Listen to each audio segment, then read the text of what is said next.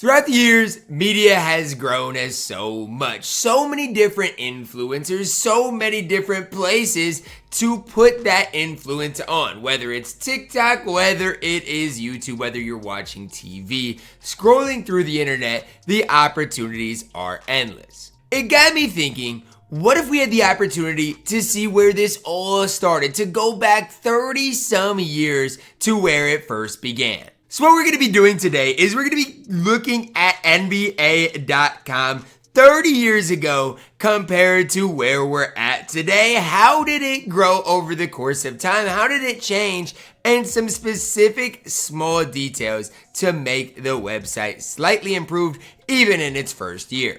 Now I wish on the NBA.com website I could click the year 1996 and just scroll through, look at it exactly the website and what it did look like. But we're going to have to look at some archives, some specific layouts from way back then. Got 3 or 4 archives that I do want to showcase today. Although I can't see exactly what the website was like on a consistent basis, I can give you guys a pretty good understanding of how it looked 28 years ago. To do this today, guys, we're going to be using the Internet Archive Wayback Machine. And to do this specifically, we're going to be searching NBA.com. Now, with this, you guys can take a look at every single article posted this year alone. In the year 2024, let's just go to an exact date, 77 snapshots from January 16th. Go to January 6th, you've got 167 snapshots from this year alone.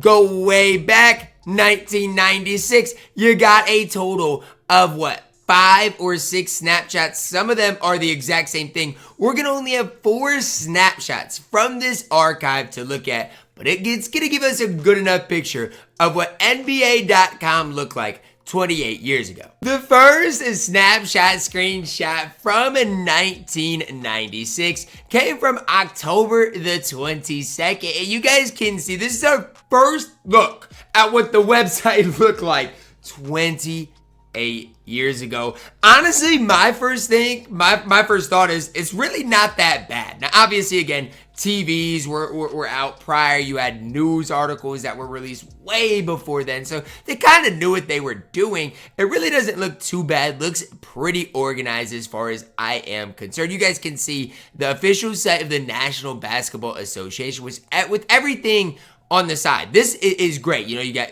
news, probably your top news. You have the schedule. Maybe it's the upcoming schedule. Results. This is a big one for results because if you weren't getting a newspaper, and let's say you just wanted to keep tabs on how the NBA is going, did your favorite team win, those types of things, that might be cool. It might even have individual stats within those. Players, different teams. And then you have on the air, NBA Theater, Global Game, Fanfare, League Offices, and NBA Store. NBA Store is crazy. Like an online store way back then. That is nuts. You guys can see Larry Johnson, LJ featured as as kind of the highlight in this archive here. Knicks coach Jeff Van Gundy includes LJ as one of his 3 go-to guys. Ewing and then Allen Houston, probably Charles Oakley was on that team as well. Very good team that won 57 games that season. You can also see Wild Wild East. The Knicks, Magic, and Bullets all figured to contend in the Atlantic. Different Q&As, man, with audio. Imagine, again, this is so new. This is not something if you get the newspaper delivered to your house, you can do. You can't listen to the audio. So this is like game-breaking stuff that you got audio from all 7 division coaches. Again, you back then could click and get the NBA preseason schedule. This is probably preseason, October 22nd, probably before the season started back then. You get the season preview from different team previews, and then reviewing all of the off-season player moves. Again, for people that are just maybe trying to get in the NBA, it's awesome. Big article here, WNBA live chat. The WNBA will announce its first 2 signees on Wednesday. Those 2 signees were Cheryl Swoops and Rebecca Lobo. Some signees you've probably heard of, some big time names It's when the WA was founded in 1996. It's crazy to see how far it's came, at least recently. But, you know, back then you could join them at 3:30 for a live chat. I don't know if that's on the website or where that's at, but that would be a specific way where you can meet those game-breaking players, which they absolutely were, and listen to what they had to say. Special delivery as well. You could sign up and get a weekly email from the NBA. And I think it's for free, it looks like. And again, there wasn't much free back, as far as newspapers. I don't think they were free. They're not free now. But back then, you could get a weekly email. So even if you just wanted to set it up where you were structured to get your weekly email to see how the games are going, who has the best record, who's the best player in the NBA back then, that's exactly what you could do. And here you guys can see at the very bottom, the NBA.com highly recommends updating your browser. It looks like it's through Starwave. I looked them up. They sold to Walt Disney in 1998. Our next archive came from October the 25th, 1996. You guys can see the structure of the website really didn't change much, like looked basically the exact same. This I Love the Game logo was something that they pushed pretty hard in the 90s as well. One thing I want to look at here, the Mexican matchup section says the Cavs, Sun, Mavs, and Jazz head south of the border to Mexico City this weekend for the NBA Challenge 96. And I was like, what is this? Read what coaches and players have to say about the 4-game tournament. I was like, 4-game tournament in the preseason? What's going on here? But basically they did this to try to grow the NBA in Mexico. And basically the winners of those 2 games played each other, and it was just kind of like a mini exhibition tournament, which was kind of a super cool setup. I wish they did stuff like that now. Another key piece of this, Jace Kid did a Q&A in this section as well. A view from the sidelines, a look at 29 coaches. All 29 coaches look forward to these Q&As. 29 coaches. Interested that there was only 29 teams in the league. The whole Charlotte, New Orleans got a team situation after this, which did make the 30th team. An odd number of teams just does not kind of sit right with me, but it is what it is. You could get a look at all 29 coaches. Q&A season preview for every team. Again, this was like the main source. Imagine no longer after having to read a newspaper, sorting through all these different newspapers you get delivered, and being able to have the sources right here. Supersonics. Oh yeah, the Seattle band, the presidents of the United States of America, recorded an ode to their hometown team. Take a listen. What in the world is this? Kind of cool they recorded their own song to the Seattle hometown team. Kind of fire. I wish cities and artists would do this now. Oh my goodness, this looks like a completely different website here. December 19th, 1996 from October 25th, 1996. A couple months later, and you look at it, and it, I can't say completely different, but this looks way different. You now got news and features, players, teams, NBA theater.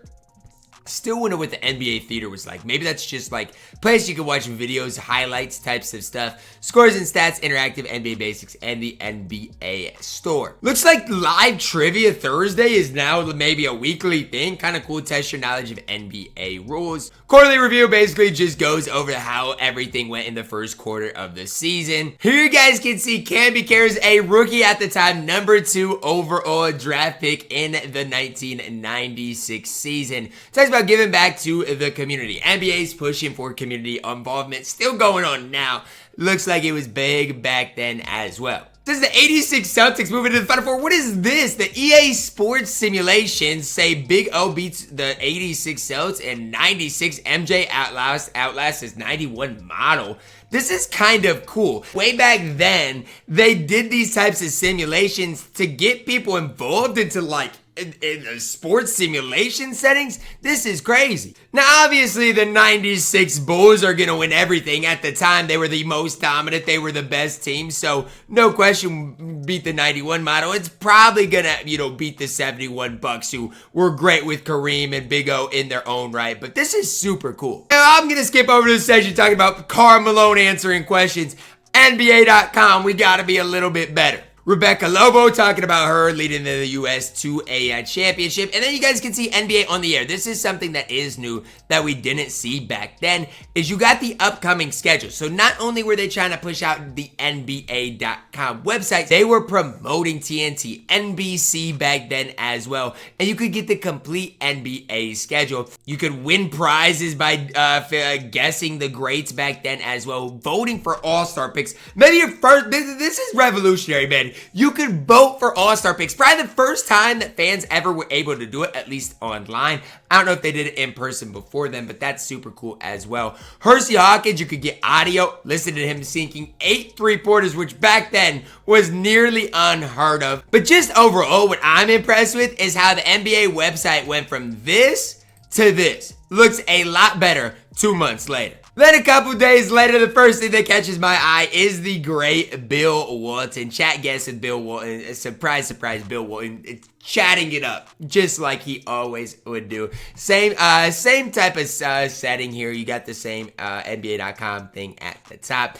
Highlights the doubleheader on NBC right there. Interesting here, they're talking about pointing the way, how the point guard position has evolved. Little did they know what it would evolve into with guys like Steph Curry, but Bob Cousy to Stephon Marbury. That change was crazy, but I think the change from Stephon Marbury to where we are now is even crazier. The Bulls' great head coach, Phil Jackson, talks about his team's play, the effect of Luke Longley's absence, and Michael's continued brilliance. Well, guess what, Phil Jackson? If you have Michael Jordan, it's probably easy, no matter who else you got on the squad. And it looked like the NBA website was trying to get their engagement up, casting their vote for stuff like that, and how Mo Cheek even analyzes that matchup within that poll. Again, more what's NBA on the air with NBC and TBS. And the stuff on the side, look at All-Star.